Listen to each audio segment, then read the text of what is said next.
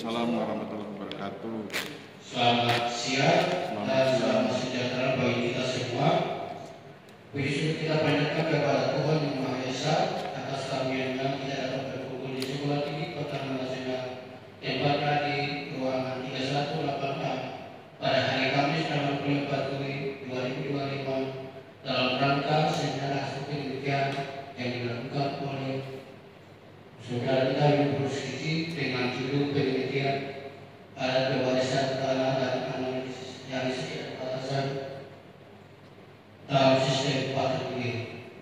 Yang terhormat Bapak dosen PUJ, yang pertama Hasdem Nugroho, APTK MSc, selaku dosen pendidik 1, dan yang kedua yang terhormat Bapak Antinus Kibiri, SH MT, dan yang terhormat selaku dosen PUJ Ibu Novita Dian Lestari STMT selaku dosen pembahas, serta rekan-rekan yang hadir pada seminar hasil penelitian pada tanggal 24 Juli yang saya banggakan.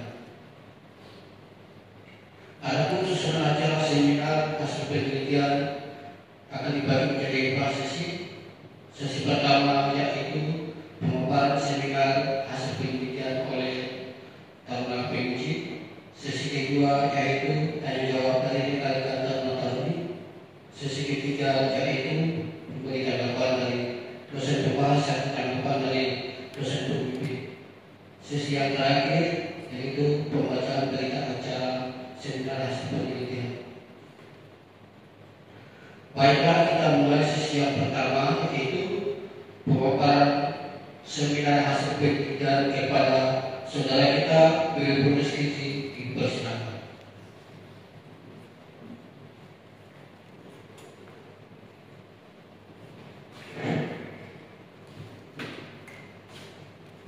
Baik, terima kasih atas waktu dan pendidikan saya. Sebelumnya saya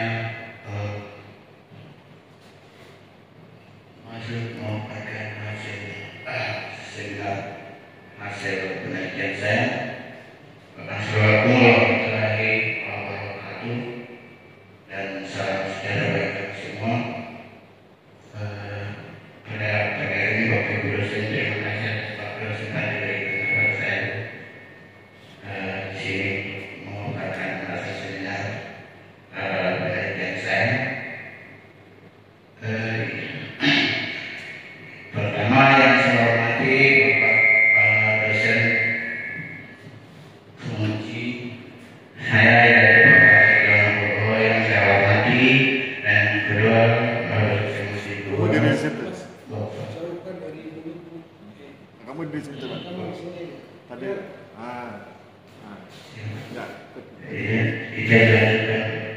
Yang kedua yang saya hormati Bapak dosen musik dua ya, dan Bapak yang saya hormati sebagai guru saya, dan yang ketiga sebagai dosen pembahas atau penguji saya yaitu Ibu Novita Dian Lestari yang saya hormati. Ibu, terima kasih atas itu, dan teman-teman kawan-kawan ini yang sudah hadir pada kesempatan dan waktu, saya mengucapkan terima kasih. Gak usah pakai mikrofon. Coba ngomong biasa Coba. Coba ngomong. Baik, mungkin Bapak Ibu saya menyampaikan Daripada kita. terima kasih teman-teman kawan-kawan yang sudah hadir juga pada pagi atau sore hari untuk hadir pada seminar hasil penelitian saya, yaitu dengan judul adat pewarisan tanah dan analisis kekerabatan dalam sistem paten ini. Hasil penelitian saya di Desa Bude, Kecamatan Asure, Kabupaten Mapi, Provinsi Papua Selatan. Di sini ada beberapa poin yang saya cantumkan dalam slide. Yang pertama latar belakang, kedua rumusan masalah, dan yang ketiga yaitu tujuan penelitian.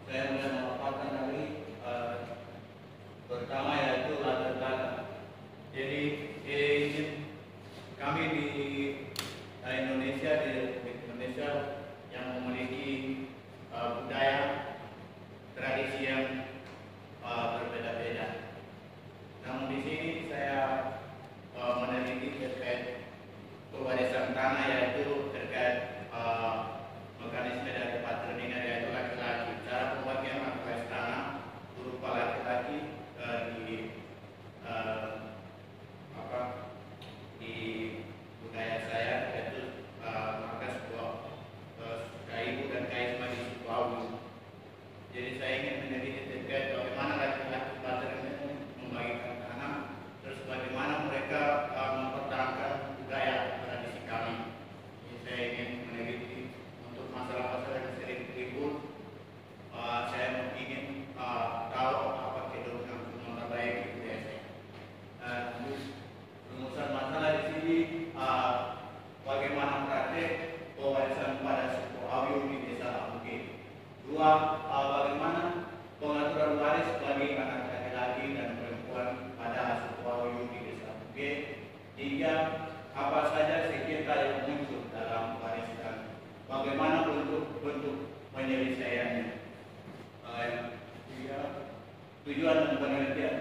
Jadi penelitian saya bertujuan untuk menganalisis terkait mekanisme budaya saya terkait pembagian waris tanah, yaitu menjelaskan praktek pewarisan tanah pada suku Awiu di desa Amuge, menganalisasi pengaturan waris bagi anak laki-laki dan perempuan pada suku Awiu di desa Amuge. Manfaat penelitian yaitu secara akademik. Penelitian ini dapat berkontribusi untuk mengembangkan kajian mengenai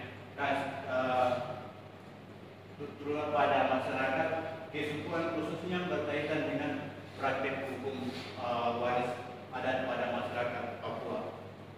Dan mandaran teori yaitu saya pakai dasar teori di sini proses di sini ada 2018 yang meneliti tentang masyarakat paterginya di suku Wadang dalam sistem pewarisannya mengatur sistem individu dan sistem keturunan dalam sistem individual mengenai hak anak laki-laki dan wanita perempuan. Dan yang kedua, bahwa pun 2019 meneliti dengan judul pembagian hak waris bagi anak perempuan dari hukum adat Biak dengan metode atau yuridis empiris, menganalisis tentang proses pembagian warisan bagi anak laki-laki dan perempuan ditunjuk dari hukum adat Biak. Terjadi pada satu warisan sudah menikah, maka mereka ini sudah menikah, jadi terkait hak waris itu diberikan kepada anak perempuan yang biasanya dilakukan oleh masyarakat tersebut. Selanjutnya, di sini metodologi penelitian yaitu saya pakai metodologi kualitatif penelitian. Di sini saya ambil deskriptif lokasi penelitian saya di Kampung Amuge, Kecamatan Aceh, Kabupaten Mapi, Provinsi Papua Selatan. Tiga, dokumentasi. Saya mendokumentasi saat wawancara langsung dengan informal melewati telepon. Saya langsung telepon dengar terkait dengan apa yang mereka disampaikan terkait perubahan atau perkembangan di masyarakat. Saya langsung dan juga saya izin apabila Bapak Ibu tidak kesimpulan, mereka memberikan waktu pada lambat buat 3-4 hari, kalau mereka berikan waktu saya langsung wawancarai dengan informal. Jadi saya ambil yang pertama ketua adat. Ketua adat ini video saya langsung pilih secara tidak langsung karena saya tahu video yang lebih mengetahui tentang budaya dan tradisi budaya saya, khususnya suku Awiu, marganya marga Kaibu dan Kaisu. Jadi video di sini sebagai kertas yang diakui oleh masyarakat karena memiliki kemampuan dan pengetahuan yang lebih mendalam terkait budaya. Sedangkan analisis data yang sebagai penyajian. Jadi saya ambil data, terus saya lihat yang mana yang masuk, saya ambil yang tidak, saya tidak pakai. Terus informa yang kedua yaitu laki-laki dan perempuan. Jadi laki-laki saya tuju untuk mengetahui mekanisme dan sifat-sifat budaya Bawi, bagaimana laki-laki mengambil tanah dan mewarisi tanah. Saya saat itu wawancara langsung dengan informa yaitu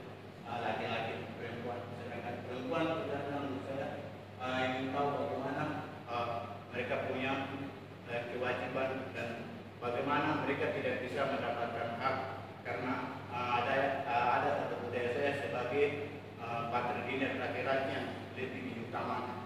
Maka saya ambil bahwa dari atas perempuan yang bermain. Di sini lokasi penelitian saya itu di Desa Bukit, jadi di sebelah kanan ya di atas. Ini desa G, Oba, di bawah Kepi, terus Kopi, desa Kopi, di sebelah Oba yang biasa kami pakai Kabupaten Maki. Jadi di wilayah ini di Oba. Jadi sebagai besar Kabupaten Maki merupakan dataran rendah, jadi rawa. Jadi tidak terlalu ada gunung atau cuma daratan rawa yang luas antara 0 hingga 1000 meter kanan persegi. Kurang ada 14 sungai yang ada di Kabupaten Maki. Biasa digunakan masyarakat pada aktivitas mereka mencari makan. Dari cari makan di dusunnya, yaitu kita panggil dusun hutan. Jadi rawa berarti tempat tanahnya itu berair. Kalau daratan yang kering. Jadi kita bisa bangun rumah, tebang, pokoknya mengolah terkait kebun, bangun rumah. Sedangkan rawa kita ambil sagu terus belaulat sagu. Pokoknya beberapa kebutuhan yang kami ambil di hutan yang disebut rawa. Terus Desa Bukit merupakan salah satu desa yang berada di distrik Aceh. Dari desa ini ada terdapat penduduk 1.318 penduduk jiwa yang di Desa Bukit. Sungai di sana ada 6 sungai kali, kami biasa bilang kali sungai. RT memiliki 1 RW dan 2 RT, RT 1, RT 2. Lanjut. Di sini hasil penelitian saya yang menemukan masalah, yaitu ada sengketa pilar umur 22 tahun terkait dengan pembagian akuarium tanah yang saya pas saat wawancara. Jadi masalahnya ibu terkait dengan pembagian. Jadi pilar memberikan waris kepada anaknya saat itu.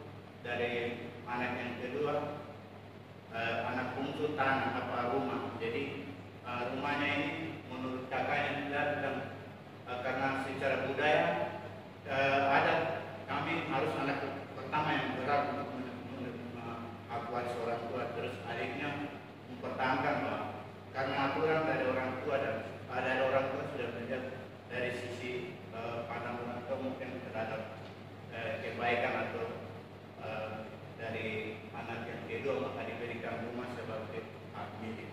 Maka terjadi sengketa itu belum diselesaikan. Namun saya sempat memberikan solusi bahwa kalau begitu mungkin bisa dibicara baik, mungkin dengan orang tua, dikumpul terus beberapa tokoh yang penting, tokoh LMA dengan ketua adat untuk membicarakan baik, untuk memutuskan masalah agar jadi baik di keluarga. Yang ketiga, amatus terkait tanah. Jadi amatus ini dia memiliki hak waris. Orang tuanya ada 5 bidang tanah yang amatus yang kuasa.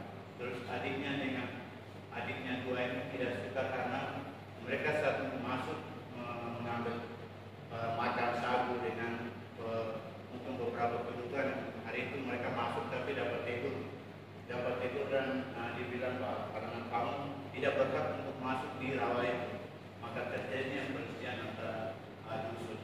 Maka itu juga sempat sebagai penasihat. Jadi di sana kalau ada masalah biasanya ada dan ketua adat. Jadi kalau masalah pribadi berarti dari yang menyelesaikan secara adat. Sedangkan masalah yang berat mungkin masuk dari ketua adat, tidak bisa kami lanjut ke polisi, ke pihak kepolisian untuk menyelesaikan masalah.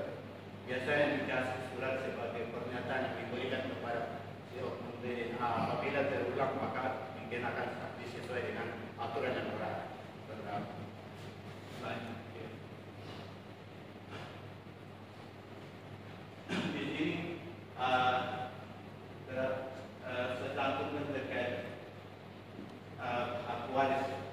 Jadi yang tadi mana saya sampaikan, Pak, keterangan anak di sana, anak laki-laki ketua yang lebih diutamakan untuk menerima hak waris sebagai adat yang adat Subawi.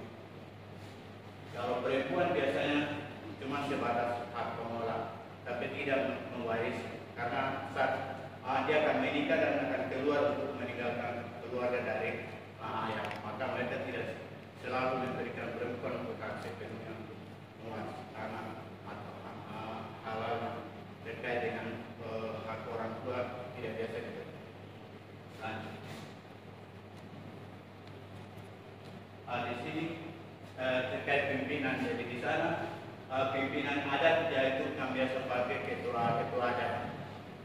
Jadi ketua adat biasa kami panggil pakai bahasa biasa bilang nabo ratib, itu sebagai seorang bapak begitu yang mengatur dalam lingkaran terkait hukum aturan-aturan.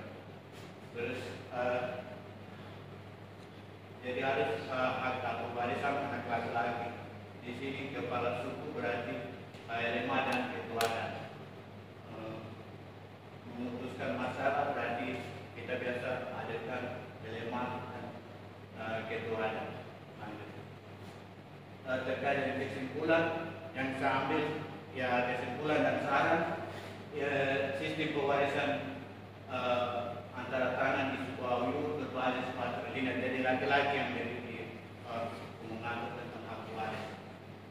Dua, tidak ada dokumentasi yang formal, maka di situ biasa terkait original terkait masalah-masalah yang karena tidak tertulis, maka masalah terkadang timbul sampai berbulan, ada satu hari karena tidak ada dokumentasi yang jelas.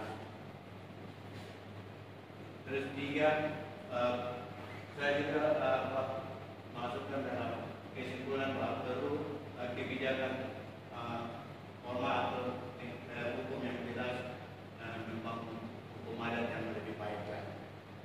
Jadi saran pemerintah perlu mengakui dan mendokumentasi tanah adat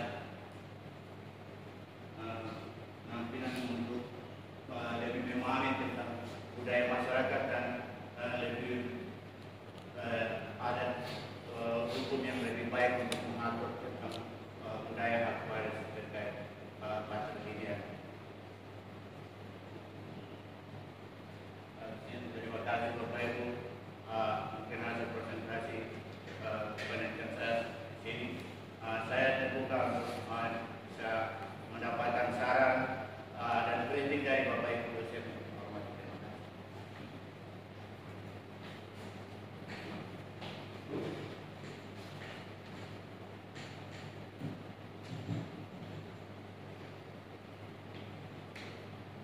Baik, demikian pembukaan seminar penelitian dari saudara kita yang bersetuju selesai, maka sesi selanjutnya dipersilakan kepada rekan-rekan tamu yang bertanya atau memberi masukan.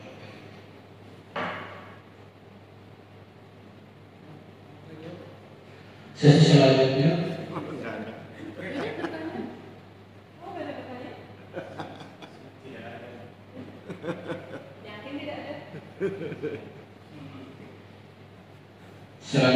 kami persilakan kepada Bapak Ibu dosen. Yang pertama Ibu dosen bebas, Ibu Nurhidayah Lestari, waktu dipersilakan. Saya nggak perlu pakai itu ya, sudah jelas ya. Saya yang terakhir aja. Oh ya, siap. Kalau Nggak usah. Oke, selamat siang. Selamat siang. Selamat kamu sudah sampai tahap ini ya. Tinggal satu langkah lagi nanti ke sidang dan lulus sebagai sarjana pengacara. Oke, menarik ini yang saudara kaji tentang waris di Papua, hal baru buat saya. Jadi ada beberapa hal, karena ini masih seminar hasil ya, maka saya bertanya sedikit tapi lebih banyak nanti memberikan masukan. Nanti kalau kita jumpa lagi di sidang, maka saya hanya bertanya. Nah, yang pertama adalah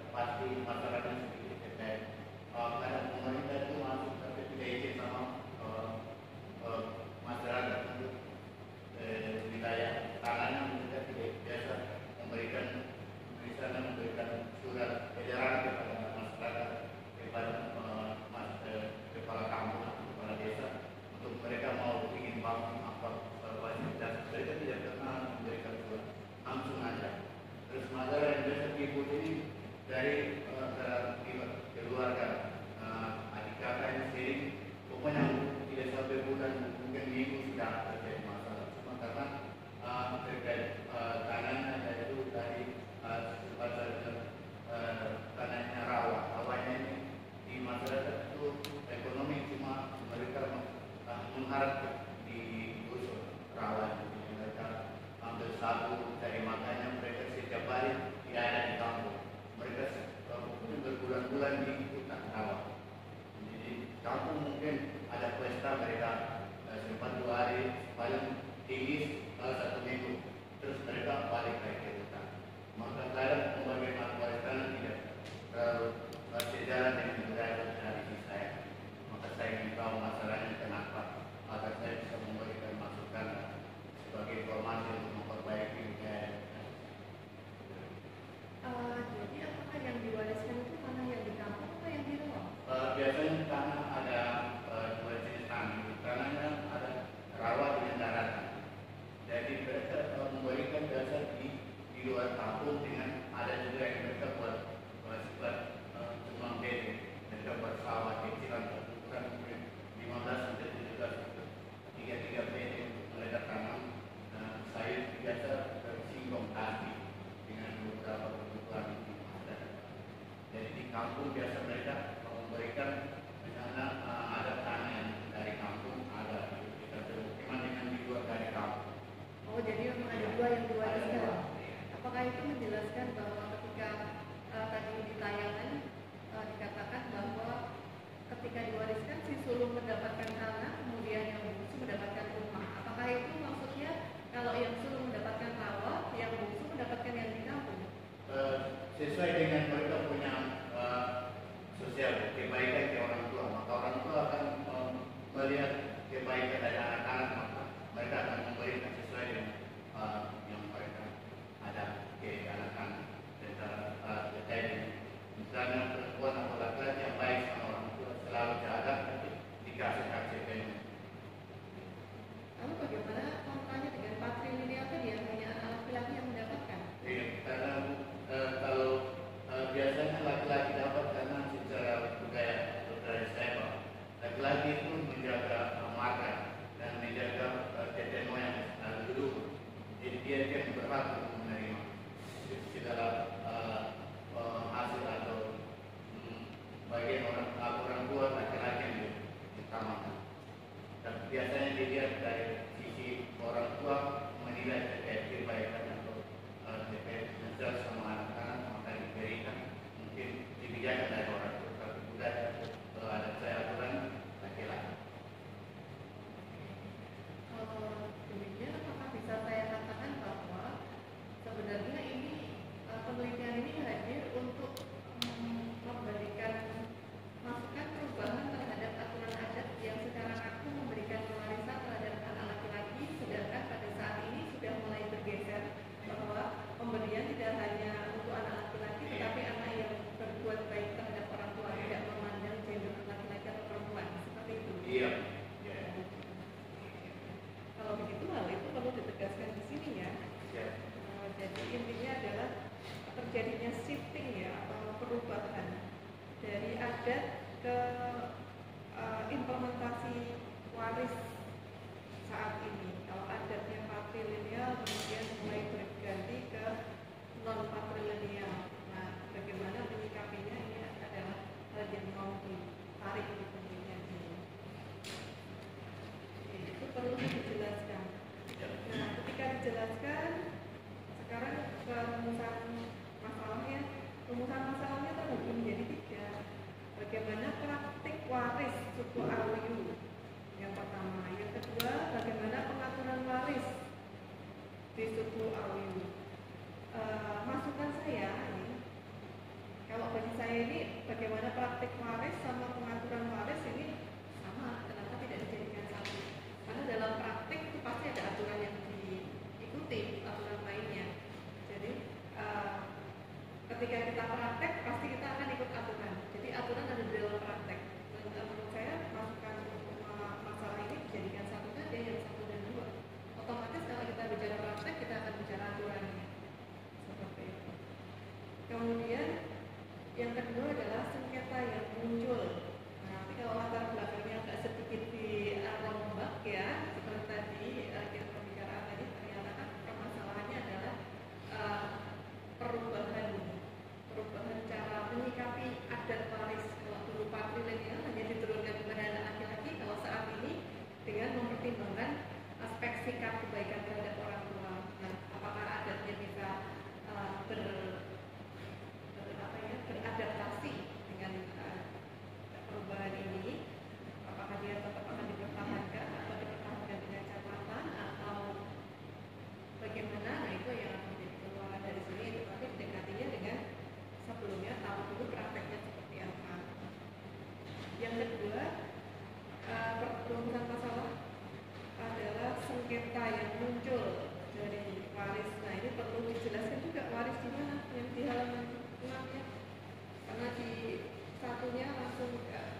sudah ke suku Auyu, tetapi ketika pertanyaan tentang sengketa waris tapi tidak ada lokasinya, jadi kita akan secara segaris terus ya, kita akan fokus di hukum waris di suku Auyu, nanti sengketa.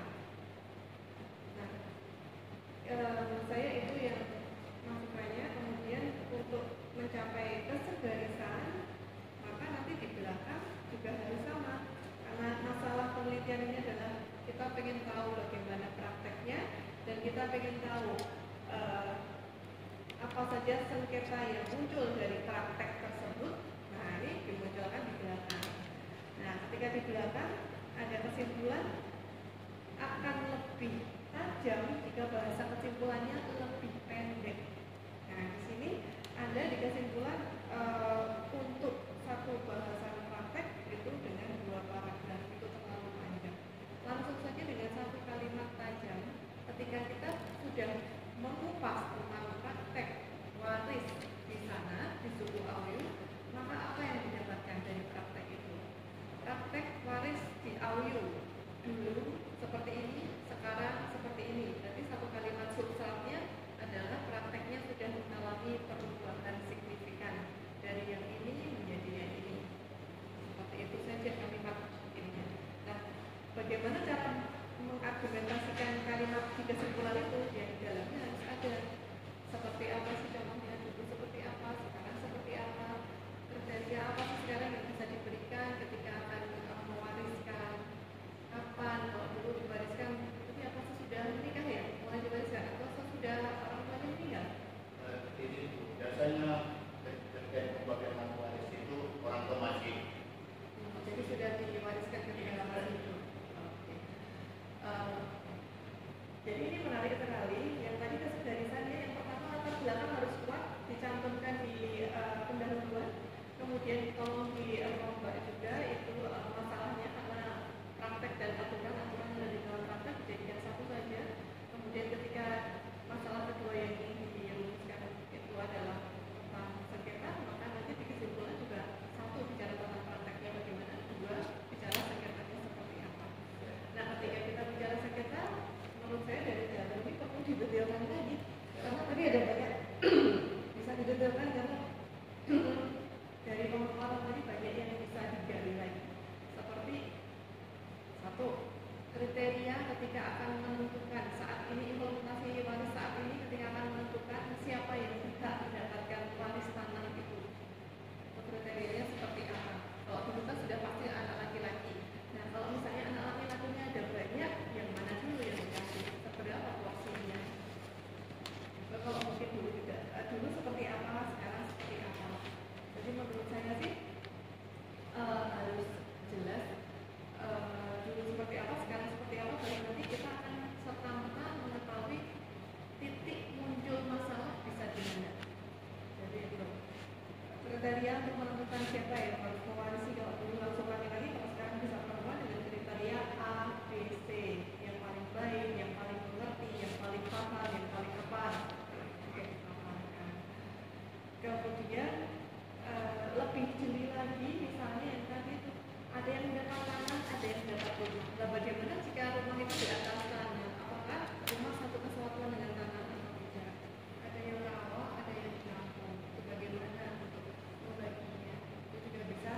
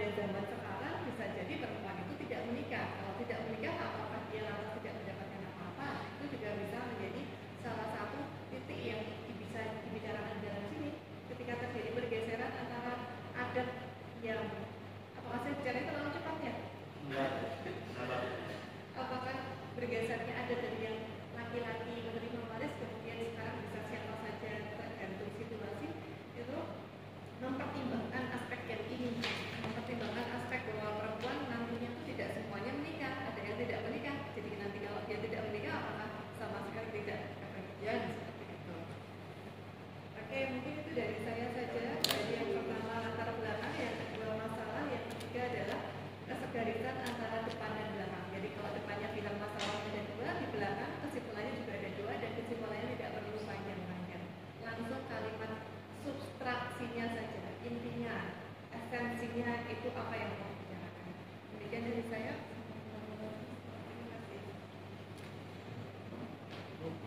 Bang, saya? Ya. Oke. Terima kasih. Assalamualaikum warahmatullahi wabarakatuh. Salam sejahtera buat kita semua yang saya hormati, Pak Imbiri, Ibu Dian, Mas Willy ya, Willy Brodus. Sahabat-sahabat mahasiswa juga saya bersyukur ya, jadi Aetanus, Evus, sama belakang kamu sama. Saya bersyukur kalian bertiga bisa mendukung Mas Willy. Sekarang saya pengen lihat slide-nya. Tayangkan yang ada saran. Ada nggak saran?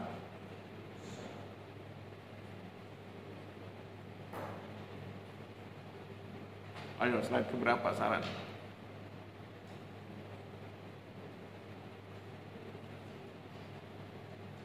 Ya. Oke ya, kita mulai dari sini ya, Mas Willy. Pertama kritik saya adalah teknik penampilannya, ya, teknik presentasinya. Nasihat saya, Mas Willy, kalau presentasi lihat kami, lihat yang diajak bicara supaya kemudian kan sebetulnya begini. Ketika Mas Willy sedang presentasi, Mas Willy sedang berusaha mempengaruhi pandangan kami agar kami bertiga setuju dengan pendapat Mas Willy. Jika kemudian lihat wajah kami, perhatikan gestur gerak kami, apakah kami kelihatan setuju atau enggak gitu ya. Dan nanti kemudian intonasinya diatur. Yang kedua tentang PowerPoint-nya. Jadi itu kan ada ruangan yang besar itu ya. Itu jangan dibiarkan kosong supaya hurufnya bisa lebih besar. Kalau hurufnya lebih besar kita lebih mudah membacanya, dan dari situ kita bisa berdebat dengan lebih seru kalau kemudian yang ditulis lebih mudah kita tangkap. Kita mulai dari itu. Pemerintah perlu mengakui dan dokumentasikan. Mungkin pakai ya, dan mendokumentasikan ya. Itu kan ME-nya kurang, MEN. Pemerintah perlu mengakui dan mendokumentasikan tanah adat. Pertanyaan saya adalah, apakah selama ini pemerintah tidak mengakui? Apa buktinya kalau pemerintah tidak mengakui?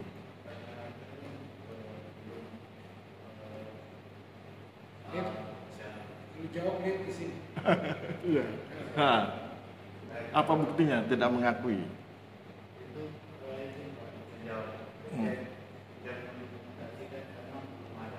Masyarakat di sini belum terlalu memahami terkait dengan semuanya. Kalau apabila pemerintah ke kampung, mereka takutnya terkait mungkin mereka mau tanah sekarang, mereka langsung usir komunitas dulu. Enggak, begini. Sekarang kita kan sedang fokus bicara tentang sistem pewarisan, oke?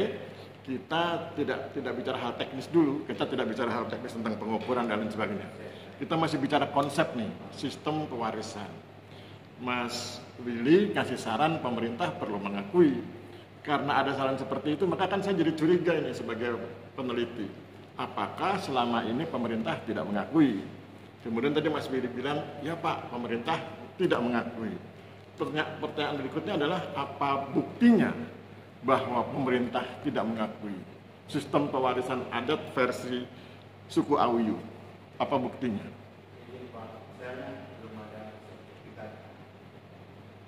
Oh, di situ permainannya. Oke. Sekarang saya ingin coba kasih masukan ya. Bicara sertifikat itu kan bicara administrasi, oke? Sedangkan bicara sistem pewarisan itu bicara konsep. Pandangan saya sebagai sosiolog, kalau selama ini masyarakat Awuyu masih dapat mempraktekkan tradisinya yang hebat itu berarti pemerintah mengakui. Kecuali pemerintah kemudian melarang itu. Nah, kalau pemerintah melarang berarti pemerintah tidak mengakui. Jadi secara konsep sebetulnya pemerintah mengakui, tetapi secara teknis administratif memang belum dilaksanakan sebagaimana mestinya. Jadi Mas Willy harus belajar memisahkan itu, mana yang konsep, mana yang teknis administrasi.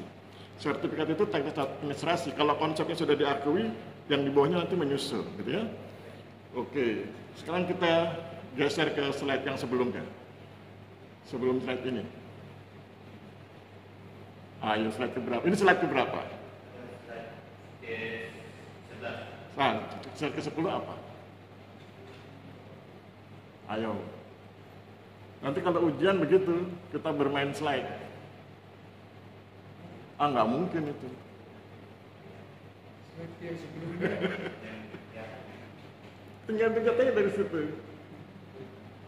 klik di samping. Gitu. Itu bukan sebelum, itu awal. Itu kamu kembali yang fokus yang tadi baru naik. Oke. Nah, dari slide ini coba. Kenapa ada kata harus laki-laki, harus laki-laki?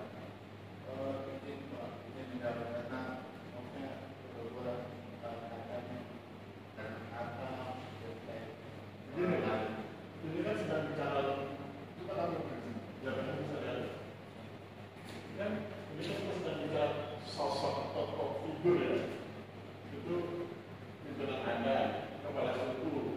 Itu LMA itu bukan begitu tulisnya. LMA. Itu kan ketika saya soalnya itu nama perempuan, itu kan kita nama perempuan. Itu kan itu kan LMA. Lembaga apa? Lembaga adat masyarakat. Biru, lembaga masyarakat adat. Kan LMA, lembaga adat. Oke, nah, itu kan kamu sudah bicara figur. Kalau sudah bicara figur, jangan campurkan dengan konsep. Harus laki-laki itu kan konsep. Itu mengatur pesan tanah, mengatur pesan adat. Nah, itu nanti kemudian dipisah antara figur dengan konsepnya. Sehingga kemudian dari situ kita koordinat tokohnya, terus bagaimana konsepnya. Nah, konsepnya itu adalah sistem pewarisan. Kemudian harus laki-laki oke dan menggunakan dirinya. Kemudian tulis keadaan darurat. Kan ada keadaan darurat. Ketika kita kena laki-laki, hilang namanya. Nah, itu kan kalau ada darurat bisa kan wanita, bisa kan perempuan. Nah, lalu kemudian itu bisa itu. Oke, terus lanjut terus. Slide berikutnya, Phil. Nah, ini kategori hak waris. Anak laki-laki tertua, anak bungsu, anak perempuan. Kenapa anak bungsu ditaruh di tengah? Slide itu. Apakah anak bungsu itu adalah campuran antara laki-laki dengan perempuan? Kan enggak tuh?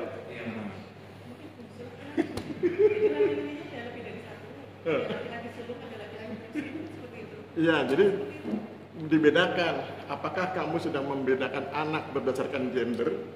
Kalau berdasarkan gender itu berarti laki-laki, perempuan. Tidak ada yang ketiga, toh? Atau kamu sedang bicara tentang kategori anak berdasarkan urutan kelahiran. Anak pertama, anak tengah gitu ya. Atau kemudian anak terakhir, anak sulung, tengah, dan bungsu. Sehingga kemudian menjadi jelas. Begitu, Bill. Kalau tadi detailnya kan sudah disampaikan oleh Bu Dian. Saya hanya masuk ke yang sebenarnya non teknis ya. Berikut, slide berikut. Berikutnya ke belakang. Nah ini. Ya. Ini kamu sedang bicara apa, Willy?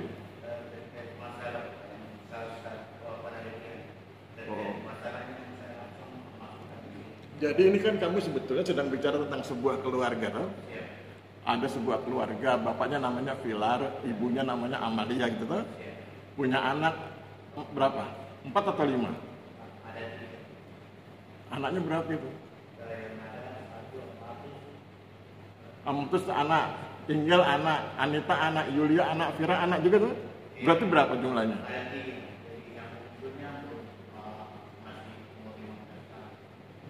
Bentar. Coba lihat slide-nya itu. Itu berapa anaknya semua?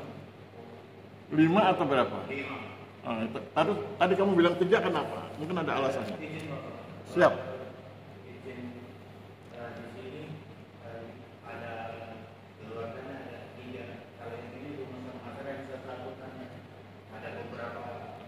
Ini satu keluarga atau beda keluarga? Beda, Pak. Beda. Yang satu keluarga yang mana? Yang satu keluarga yang mana? Yang ada barisan nomor 1, satu keluarga, 2, 3 sampai 5. Jadi 5 masalah. 1 sampai 5 satu keluarga. Kemudian 6 dan 7 bukan. 6 yang saran-saran dari keluarganya Bentar. Nomor 6 itu anaknya Pak Filar bukan? itu anaknya. Anaknya Pak Filar. Ya. Nomor 7 anaknya Pak Filar bukan? Anak. Nomor 5 anaknya Pak Filar. Beda. Oh, beda. Ya. Nomor 5 bukan anaknya. Nomor 4 anaknya bukan? Beda. Beda. Oh. Karena kamu urutkan itu, saya pikir itu satu keluarga. Oke, jadi nomor 4 dan 5 bukan anaknya. Ya? Oke. Nah, sekarang kamu kan sedang cerita tentang satu keluarga, Pak Filar, Ibu Amalia, kemudian Amatus, kemudian Yulia dan Vira gitu ya? Satu keluarga ya? Oke. Terus dari gambaran seperti ini, kamu mau cerita apa ke kami? Apa ceritanya ke kami? Yang mau disajikan apa dari satu keluarga itu? Di sini saya sajikan masalah. Masalahnya apa? Masalah pembagian hak waris tanah. Ada memiliki 5 bidang tanah. Oke. Sebagiannya karena tidak sejalan dengan aturan adat yang diberikan kepada kakak pertama. Tidak sejalan dengan aturan adat atau tidak sejalan dengan aturan negara? Aturan adat. Aturan adatnya seperti apa? Karena aturan adatnya karena laki-laki yang pertama yang berat. Oh, berarti yang anak wanitanya perempuannya nggak dapat. Tidak dapat. Sedangkan Pak Filar memberi kepada anak perempuan. Kepada anak yang bungsu. Maka perbedaan selisih terkait pendapat dari kakak pertama karena mempertahankan. Berarti yang protes Amatus. Siap. Oke. Apa alasannya Pak Filar tidak memberi tanah pada Amatus? Alasannya karena dilihat dari dia punya anak yang bungsunya karena disayang oleh orang tua. Makanya ada kebijakan untuk memberikan tanah. Yang paling banyak berjuang buat keluarga anak pertama atau anak yang bungsu? Pertama. Padahal kan menurut tradisi adat di daerah ini yang penelitian, dan kemudian berdasarkan kontribusinya tuh, berdasarkan perjuangannya. Oke. Terus apa solusinya? Solusinya menyampaikan bahwa kalau bisa bapaknya itu harus mempertimbangkan terkait aturan yang diambil kebijakan dari bapak harus fokus juga sama budaya pembagian kembali bapak terkait dengan kita adatkan itu dibagi karena biasanya anak pertama mempertahankan aturan budaya. Ketua adat bisa nggak meminta agar Pak Filar membatalkan pembagian warisnya kepada yang bungsu untuk kemudian diserahkan pada anak pertama? Itu tidak bisa Pak, karena orang tua sudah memberi dengan secara. Kalau ketua adat tidak bisa, pertanyaan saya, apa gunanya ada hukum adat? Izin Bapak, itu yang saya ingin tahu. Oh, Siap. itu kamu ingin tahu dan berhasil kamu ketahui. Siap, saya ketahui. Apa hasilnya? Hasilnya di sini saya ketahui karena belum ada dokumentasi yang jelas berdasarkan budaya dan aturan terkait aturan formal dan aturan formal juga belum ada. Sebetulnya ada perbedaan pendapat di kalangan pakar, Mas Willy. Bagi beberapa pakar yang cenderung formalistik, itu ketentuan adat itu harus dituliskan. Tapi ada pakar yang antropologis, yang sangat antropos, sangat dekat dengan masyarakat, itu bilang bahwa hal-hal yang terkait dengan ketentuan adat tidak harus dituliskan. Kan adat itu tidak membutuhkan itu. Nah, kamu ikut aliran yang mana? Dan maksud saya ini budayanya memperbaiki. Maksudnya dari Kamu ikut aliran yang formalistik itu, bahwa semua harus ditulis. Iya. Nah, ketika kamu ikut aliran itu, apakah kamu tidak sedang menciderai tradisi adatmu? Dan saya ini adatnya itu harus ada bukti hukum yang berdasarkan. Mengapa harus menggunakan bukti hukum? Padahal kan kita kan sedang bicara adat. Kan harusnya beda tuh ya, pendekatan hukum formal negara dengan pendekatan adat. Pendekatan adat kan norma, ya, etika, tradisi, gitu kan. Nah, kalau kamu menggunakan pendekatan yang sangat formalistik, kamu sebetulnya sedang menciderai adatmu. Nah, kalau kamu sedang mencederai adatmu, kamu merasa mengkhianati adatmu enggak? Nah, kalau kamu merasa mengkhianati adatmu, skripsimu ini berkontribusi nggak buat pengembangan adat di wilayahmu? Nah, apa kontribusinya?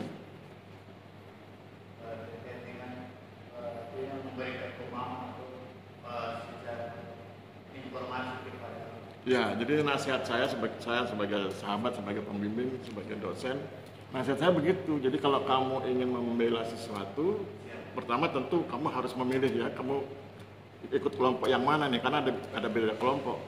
Ada yang kelompok sangat formalistik, semua harus serba formal, harus serba tertulis. Ada kelompok yang sangat antropologis, bahwa bicara tentang adat tidak harus tertulis, sepanjang itu disepakati secara bersama, itu berarti sudah tradisi, itu sudah ketentuan yang berlaku. Nah, kalau kamu gunakan yang itu, saya pikir itu lebih aman buat kamu dalam rangka mendukung adatmu.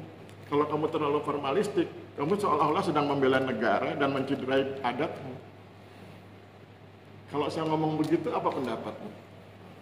Pendapat saya itu, saya ingin mungkin ketua adat, tokoh agama, mungkin mereka bisa jadi membuat satu program untuk masyarakat atau kaum muda, laki-laki perempuan mungkin dibuat secara program, mungkin ada hari-hari begitu mereka untuk masyarakat membicarakan budaya tradisi kembali untuk menyelesaikan masyarakat memperbaiki. Oke, itu orang menyebutnya revitalisasi, toh? Revitalisasi adat supaya kemudian adat itu semakin kuat, diakui dan bisa dilaksanakan dengan baik. Oke, Billy, saya pikir cukup. Silakan Pak Antonius. Siap. Billy. Tadi kamu datang dengan muka yang berbeda, sekarang mukamu justru sudah berbeda. Tadi ceria atau sedih? Tadi sedih, Pak. Oh, sekarang ceria itu. Oke, alhamdulillah. Ini tadi cerita banyak soal pewarisan ya, kita tidak jauh-jauh ya, kita lihat saja. Itu kenapa suku Awyu, kalau di Papua yang saya ingat ya, itu ada yang pernah saya sampaikan ke kamu, tapi saya kamu tidak tulis. Jadi kalau di Papua itu tidak semuanya patrilineal. Ada sistem di tengah-tengah yang namanya mayorat. Kalau hukum adat ya, mayoratnya itu bisa mayorat laki-laki, bisa mayorat perempuan.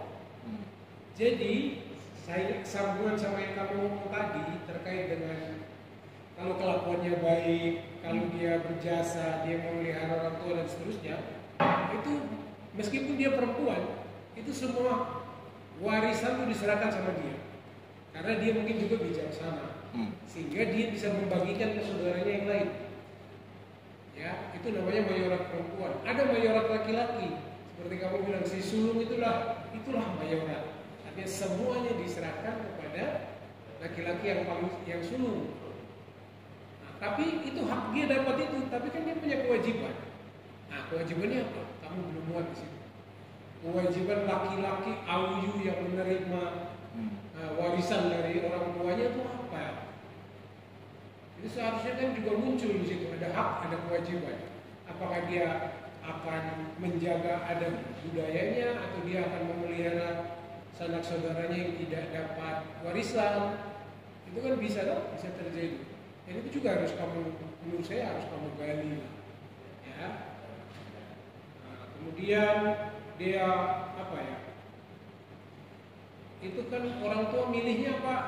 Seperti tadi kasus yang terakhir, orang tua kasih ke anaknya yang kecil, kemudian kakaknya keberatan, ya toh?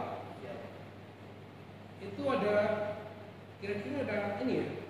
Kalau orang bilang tuh kompetensi moral dan sosialnya itu letaknya nanti di mana itu?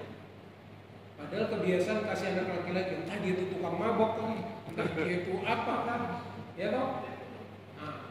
Terus kaitan dengan tadi yang kamu bilang, oh ini anak sudah masuk ke apa? Diatur sama kepala suku, sama masyarakat, tapi mereka akhirnya tidak bisa menyelesaikan. Berarti hak absolutnya warisan itu cuma ada pada keluarga atau orang tua itu, satu keluarga. Karena saya lihat dari yang kamu sampaikan berarti ketua LMA atau kepala suku itu hanya sebagai fasilitator. Jadi apabila ada masalah mereka masuk untuk memberi saran masukan gitu ya. Karena ini tidak tertulis, berarti apakah siapa yang menjamin bahwa setelah sengketa terjadi sudah diputuskan dalam sidang adat, kira-kira siapa yang menjamin tidak akan terjadi lagi di kemudian hari? Apakah perlu ada pastor yang ada di situ kemudian dia membuat semacam ibadat atau apa di situ sehingga masyarakat patuh di situ? Itu kan ada finalisasinya. Apakah cuma berhenti saja di situ?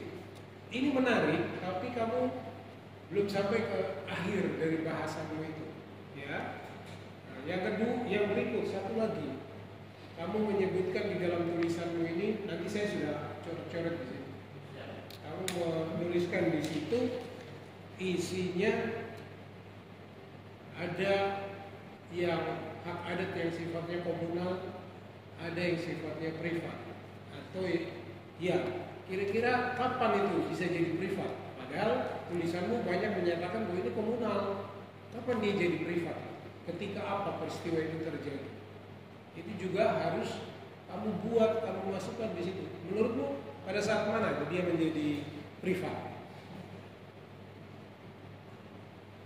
Artinya dia menjadi milik pribadi. Pada saat yang mana? Apakah ketika dia menggarap satu kebun, kemudian kebun itu dia tanam berulang-ulang terus-menerus menghasilkan dari situ dan tidak pernah pindah dari situ? Apakah hubungan antara komunal dengan privat itu putus, akhirnya itu menjadi kepemilikan dia sendiri? Itu kan belum tergambarkan di sini.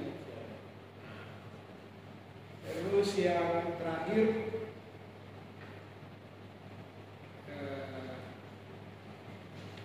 coba kamu gambarkan ya sistem kepemilikan itu, jangan ditulis saja begini. Maksud saya lebih suka kalau dia ada satu bagian dari sini ke sini, dari sini ke sini, dan itu akan lebih terang. Orang bacanya itu tidak usah buka-buka sampai wah banyak sekali. Saya termasuk orang yang tidak terlalu terlalu banyak kayak gitu. Kamu harus bikin kayak tabel gitu ya. Kayak tabel itu bisa menjelaskan sesuatu. Seperti masalahmu tadi, bagaimana menyelesaikannya, bagaimana prosesnya seperti apa. Nah, kamu bikin dalam bentuk tabel yang bagus, orang langsung tahu. Dan mungkin kalau kamu bawa ke kampung apa? Aboge. Nah, ketika sampai di kampung Aboge mungkin sosialisasi cita-citamu kan mengumpulkan orang itu yang banyak tadi sampaikan ke Pak Aris. Kamu bisa sampaikan itu di sana dengan cara yang lebih sederhana, orang lebih paham. Pengen jadi anggota DPR deh. Dia mau jadi anggota DPR. Jadi seperti itu, ya. Ayo nanti tolong, seperti saran ibu tadi, kamu punya RM itu 3, tapi kamu nggak jawab 1 ini, 2 ini, 3 ini. Kamu langsung buat satu kalimat panjang gitu. Karena kan nggak butuh bahasa yang panjang, cuma terjawab di tempat yang di kesimpulan tadi. Saya pikir itu. Terima kasih Pak. Oke. Ini.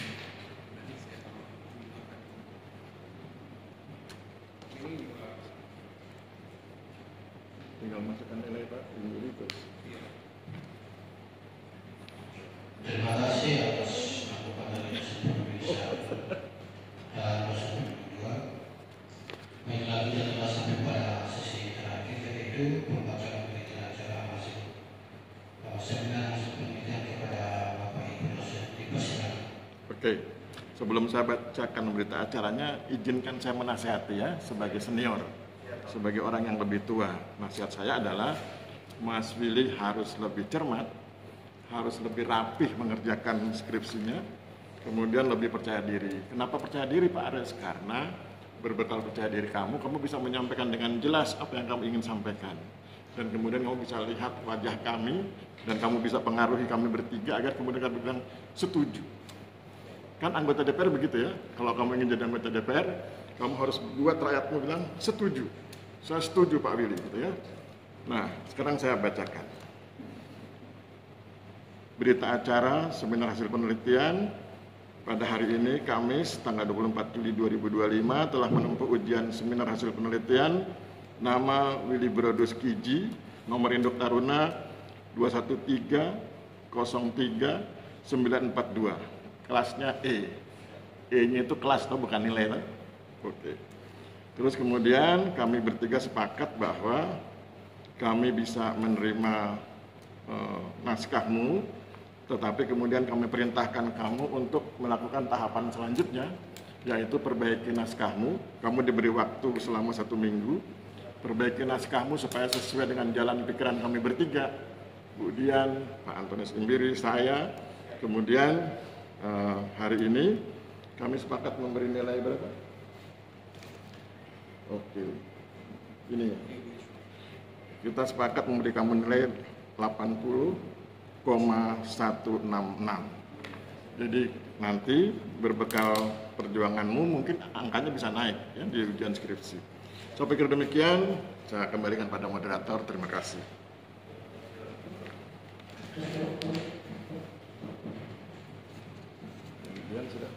Dengan berakhirnya pembacaan